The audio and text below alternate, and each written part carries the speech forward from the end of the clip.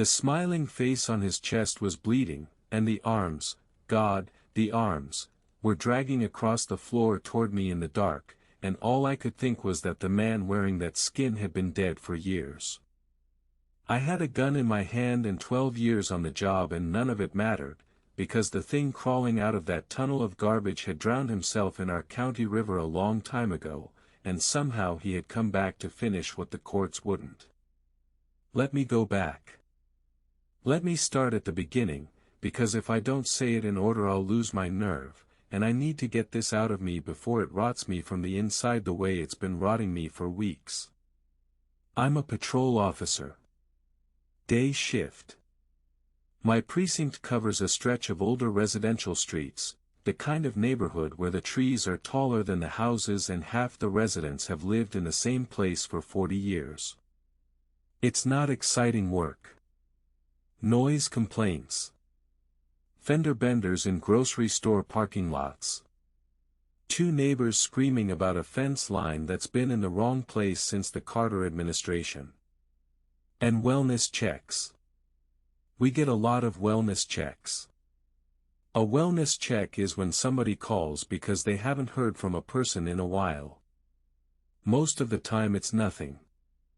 The person went on a cruise and forgot to tell their daughter. Their phone died. They're sitting in their recliner perfectly fine and a little annoyed that a cop is knocking on their door. Sometimes it's worse. Sometimes you find them on the bathroom floor where they slipped 3 days ago and couldn't reach a phone. And sometimes you find them in bed, peaceful, gone in their sleep, and you stand there for a second and you think about your own mother before you key the radio. You learn to brace for all of it. You think you've seen the whole range of what a wellness check can be. You haven't. I promise you, you haven't. The call came in just after lunch. I remember the taste of the gas station coffee still in my mouth when dispatch put it out over the radio. A resident had phoned the non-emergency line about a smell, a foul odor coming from the house next door. The caller said the homeowner was an elderly man, a retired doctor, and that nobody had seen him outside in over a week. A recluse, the caller said. No visitors, ever. Newspaper over all the windows. Only left the house to buy groceries, and even then he kept his head down and didn't speak to anyone. I acknowledged the call and pointed the cruiser toward the address. It was a 5-minute drive. I spent 4 of those minutes thinking it was going to be a body. The smell, the week of silence, the age. I'd done enough of these. I figured I'd open a door, find the poor old man passed in his sleep, call it in, and spend the afternoon on paperwork. The house sat at the very end of a dead-end street, the last lot before the pavement gave up and surrendered to a tangle of weeds and a chain-link fence. It was the kind of street where the houses got a little more tired the further you drove, and his was the most tired of all. The most forgotten. The lawn hadn't been touched in what looked like years. Weeds came up past my knees as I walked, brushing wet against my uniform pants. The wooden siding had gone gray, the paint peeling off in long curling strips like skin sloughing off something dead. And the windows, every single one of them, were papered over from the inside.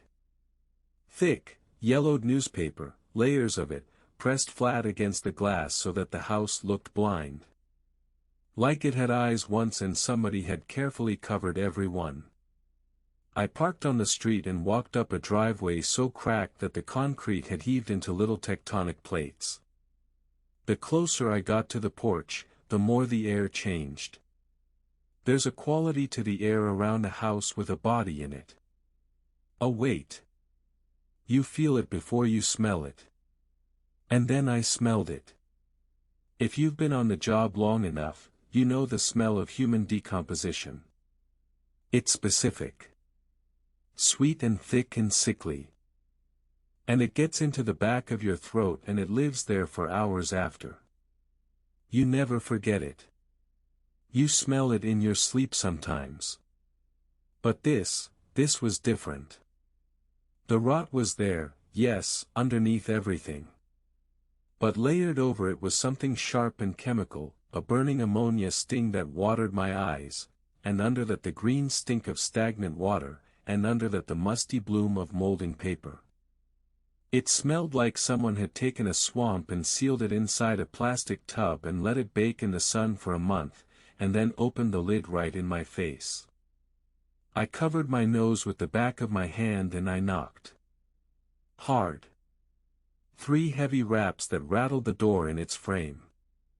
Police department. Wellness check. Anybody home? Nothing. 30 seconds of nothing. I knocked again, louder, and called out again, and the house just swallowed the sound. It didn't echo. It didn't carry. It was like knocking on the lid of a coffin. I reached down and tried the brass knob. It turned. The lock wasn't set. The door clicked and swung inward, and stopped. 6 inches, maybe, and then the edge of the wood hit something solid and heavy on the other side. I put my shoulder into it. Whatever was behind the door scraped across the floor with a long, grinding protest, and I gained just enough room to turn sideways and push my body through the gap. The moment I was inside, I started to choke. The air was a physical thing. Dust hung in it so thick that my flashlight beam looked solid, a white cone full of swirling motes. I could taste it, chalk and mold and that ammonia bite. I pulled my flashlight from my belt and clicked it on and pointed it into the house, and for a second my brain just refused to translate what I was looking at. The old doctor wasn't just a recluse. He was a hoarder. The worst I'd ever seen. There was no living room. Not anymore. From the floor to the ceiling, wall to wall, the entire space was packed solid with garbage. Towers of cardboard boxes, water-stained and bulging, leaning against each other like drunks. Black plastic bags fat with rotting food. Broken furniture stacked into the gaps, chair legs, a headboard, the splintered ribs of something that might have been a bookshelf. And paper. Newspaper. Bundled and stacked and rising in walls on either side. The only way through was a tunnel. Somebody, the doctor, I assumed, had carved a narrow passage straight through the center of the trash. It was barely wide enough for a person to move through sideways, and the walls of it were made of tightly compacted newspaper, packed so densely they might as well have been concrete. I keyed my radio. Dispatch, I've made entry. Be advised the residence is a severe hoarding situation. Visibility's bad, air's bad. I'm proceeding slowly to locate the homeowner. Dispatch acknowledged. I stepped into the tunnel. I had to turn my body sideways to fit. I kept one hand resting on the grip of my sidearm, not because I expected trouble, I didn't, not then, but because the holster kept catching on the debris and I didn't want it snagged if I needed it. The floor under my boots wasn't floor. It was a layer of trash, soft, springy, wet in places, packed with discarded clothing that squelched as my weight came down on it. Doctor?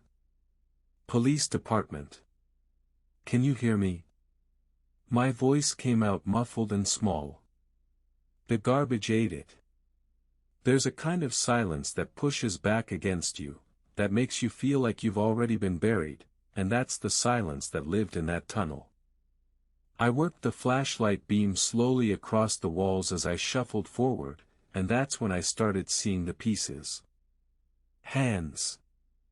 Arms. A leg. For one horrible second my heart stopped, and then my brain caught up. Mannequins. Broken retail mannequins.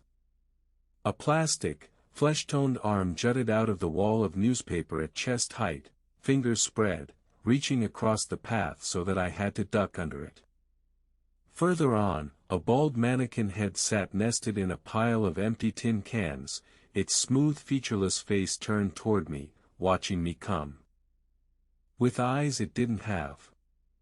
Limbs everywhere, buried at random angles in the trash walls, so that everywhere my light fell it looked like there were bodies in the garbage.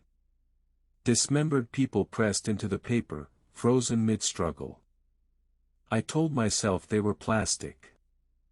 I told myself that several times. The tunnel didn't follow the house. That's the thing that started to get under my skin. A house has logic, rooms, hallways, doors in sensible places. This tunnel ignored all of it. It wound left, then doubled back right, climbing over a hump of compacted trash and dropping down the other side, threading through the building like a worm through an apple, carving its own architecture out of the ruins of the old one. I lost all sense of where I was. I couldn't have told you which way the front door was anymore. And the smell kept getting worse. The ammonia, the rot, the stagnant water, stronger with every yard, like I was descending toward the source of it. The passage narrowed.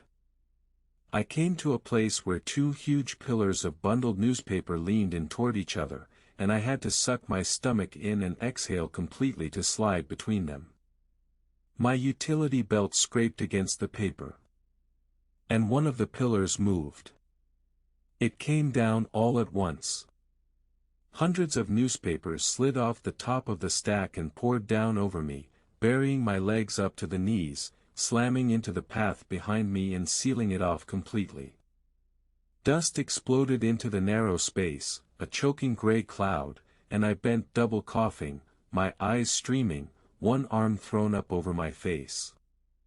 I stood dead still and waited. Listening. Making sure the rest of the wall wasn't about to follow, that I wasn't about to be entombed alive in a dead man's garbage at the end of a dead-end street where it might take days for anyone to dig me out. It held. The dust settled, slowly, and the silence came back. I looked down at my boots, half buried in fallen paper. And I shined my light on the newspapers around my legs, just to have something to look at while my heart came back down. The beam caught a headline. Bold black ink. I moved the light an inch to the next paper. The same headline. I crouched, awkward, cramped, the walls hugging my shoulders, and swept the light slow across the spilled papers around my feet. They were all the same. Not different editions. Not a week's worth of news. Every single newspaper that had fallen out of that stack was the exact same copy, open to the exact same page, every one of them displaying the same article. Dozens of them. 100, maybe. The same words 100 times over. I focused the beam on the text. The paper was old, gone brittle and brown at the edges, water-stained in places so the ink had bled, but it was still readable. It was a trial. A criminal trial. The article told the story of a local doctor charged with manslaughter. He'd performed a routine tonsillectomy on a little girl, a simple surgery, the kind they do every day. And something had gone wrong. The child bled to death on the operating table. The prosecution argued the doctor had been under the influence of narcotics during the procedure, that his hand had slipped, that he'd nicked something he shouldn't have and the girl had bled out before they could stop it. I read the second column. The charges were dropped. All of them. The blood evidence, the only thing that could prove the doctor had been impaired, had been mishandled by the lab, contaminated, rendered useless. Without it, the judge ruled there wasn't enough to proceed. The doctor walked free.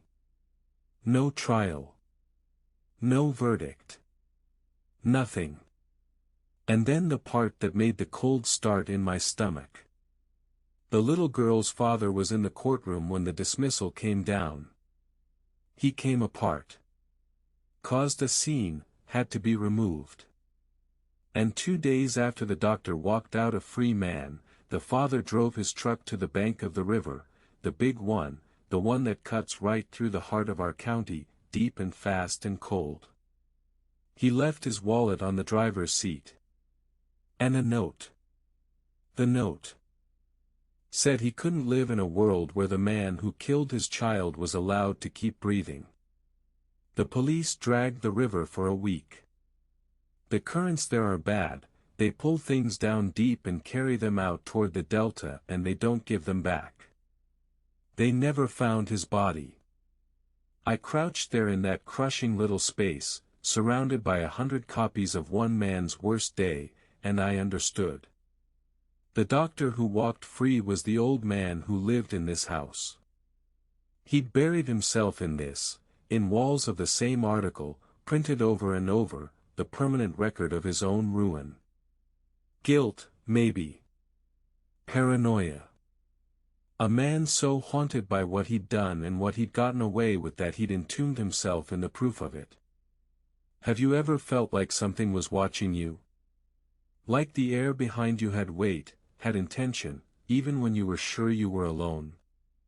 Because crouched in that tunnel, I felt it for the first time, that prickle at the back of the neck, that animal certainty that I was not the only living thing in that house. Tell me in the comments if you know the feeling, because I need to know it isn't just me. And then I heard it. It came from deeper in the house. Past the end of the tunnel. A wet, metallic scraping, and then a low, weak groan. A human groan. I dropped the newspaper. My weapon was out of the holster before I'd finished standing, my left hand bringing the flashlight up to cross under my right wrist, light and muzzle pointing the same direction. Police department. Call out to me. Are you injured? Another groan. Weaker. And the sound of something heavy straining against wood. I kicked through the fallen papers and forced my way through the rest of the tunnel, shoulder first, not caring anymore what I knocked loose. And the passage finally opened up. It had been a master bedroom once.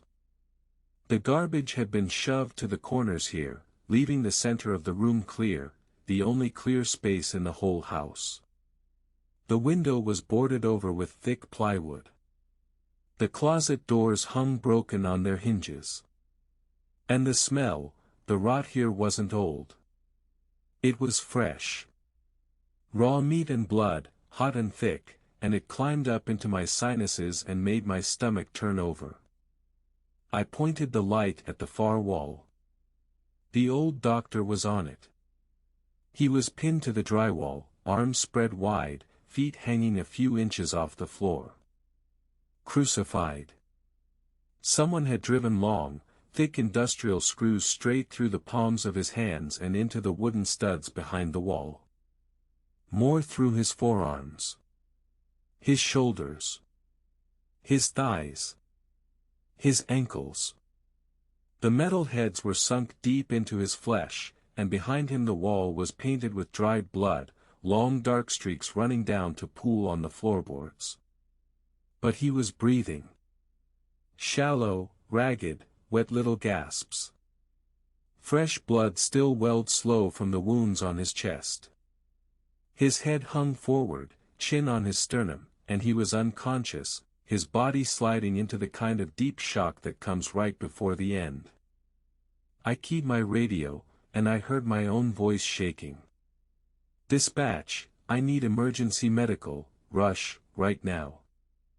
I've got a victim, severe trauma, multiple puncture wounds, barely conscious. I need an ambulance and I need backup units to secure the perimeter. Dispatch came back fast, confirming, units en route. If this story is keeping you up, and I hope to God it is, because I haven't slept right since, subscribe. We post new horror every single night, and you're going to want company in the dark after this one. I kept the weapon up and swept the light across the corners of the room. Broken closet, empty. Boarded window. Trash heaps in the corners. The room looked empty. I took one step toward the doctor, meaning to check his pulse, to see if I could take some of the weight off his pinned arms without tearing the wounds wider, and behind me, I heard it. A sound like wet, heavy meat being dragged across hardwood. I froze. Every hair on my body stood up. I didn't turn, not right away. 12 years of training screamed at me to process the sound first, to know what I was turning into before I turned. The dragging went on. A long, continuous, sucking friction, coming closer. And then a voice. It came from the black mouth of the tunnel I'd just come out of. Deep. Raspy. Impossibly wet, like the man speaking had lungs full of standing water, each word bubbling up through fluid, gurgling at the edges. I always thought I was a good father, it said. Slow. Almost gentle. My grip tightened on the gun until my knuckles ached. That I would not be like mine, the voice went on, as though I wasn't there, as though a cop with a drawn weapon was no more than furniture.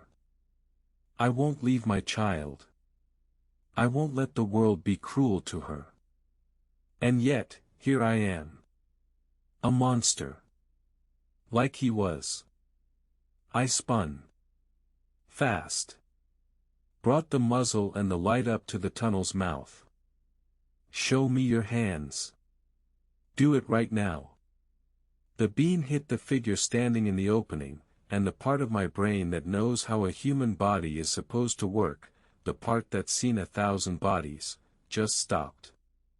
Shut off. Refused. It was a man. Barely. He was barefoot, wearing only a pair of ruined trousers caked with mud, clinging wet to his legs. From the waist up he was bare, and his skin was wrong. Not the color of anything living.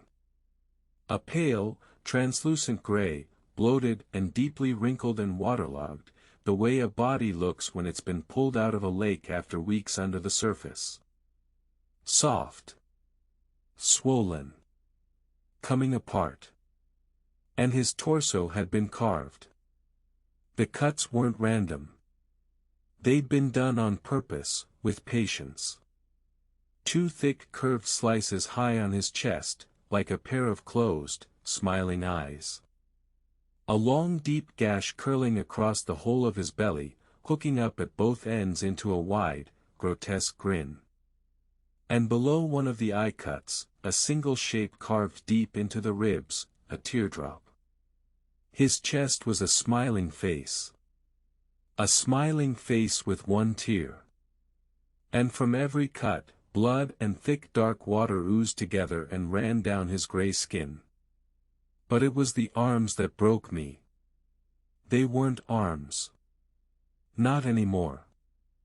They hung from his shoulders all the way to the floor, far, far too long, dragging heavily across the boards. The bones inside looked as though they'd been shattered in a dozen places each and left to knit back together at wrong, random angles, so that the limbs twisted and coiled and bent like thick gray ropes that had no business holding a shape. And down the inside of each forearm, from elbow to wrist, the flesh had changed. Raised in thick circular ridges.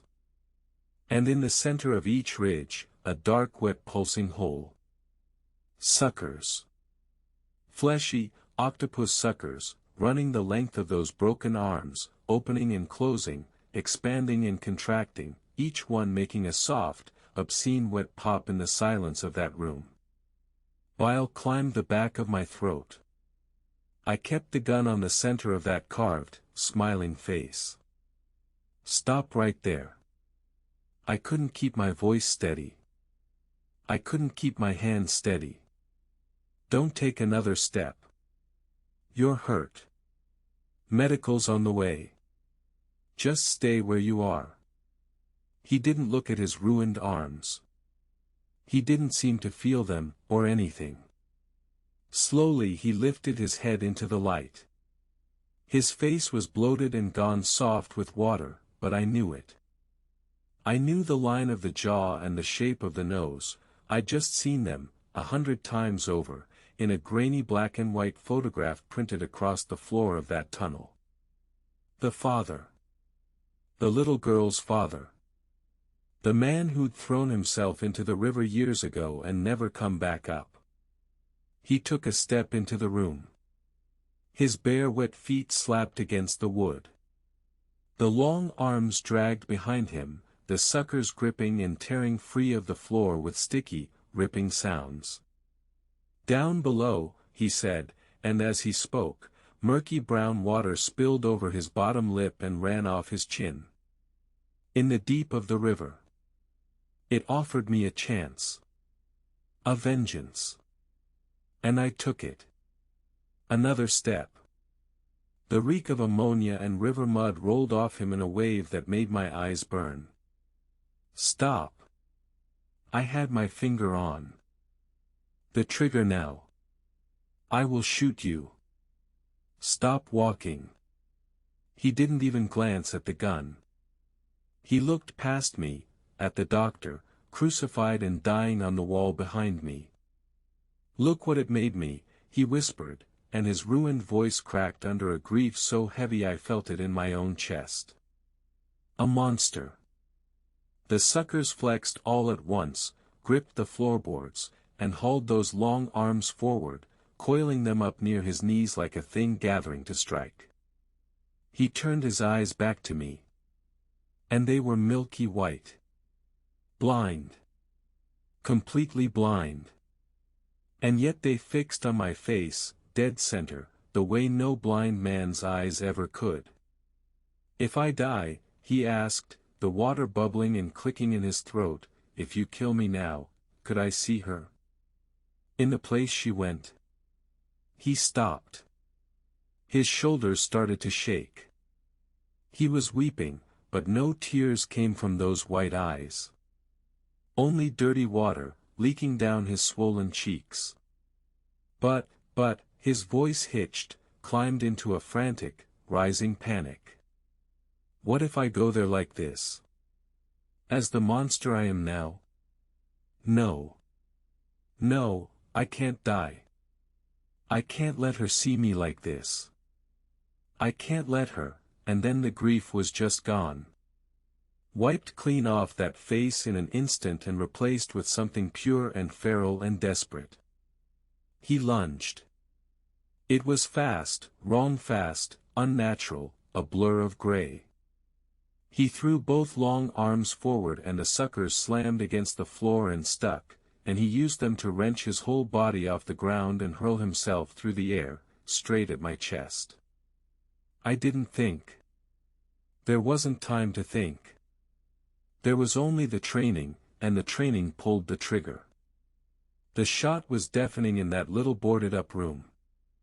The muzzle flash lit everything white for a fraction of a second, the trash, the blood, the dying doctor, the flying monster, and then it was gone. The bullet caught him dead center. Right in the middle of the carved, smiling face. The impact killed his momentum in the air. He dropped, hard, and hit the floor inches from my boots. He didn't scream. He didn't make a sound. He just lay there, and his long broken arms twitched and spasmed, the suckers opening and closing wildly, scrabbling at the wood for a grip they couldn't find. And then he went still. A thick pool of dark, muddy blood spread out from under his gray body, slow, soaking into the floorboards.